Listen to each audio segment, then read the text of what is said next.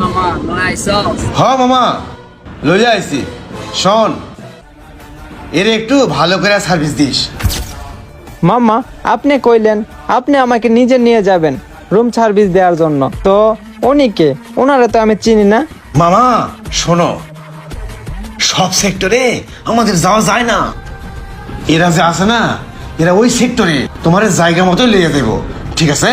যাও। আচ্ছা মামা ঠিক আছে, ওরা যদি আমাকে ঠিকভাবে পৌঁছায় দিতে পারে তাহলে তো আমার প্যারা নাই। তো ঠিক আছে মামা, আপনি যান। ও দাঁড়ান, আপনার তো আবার ভাড়াটা আছে।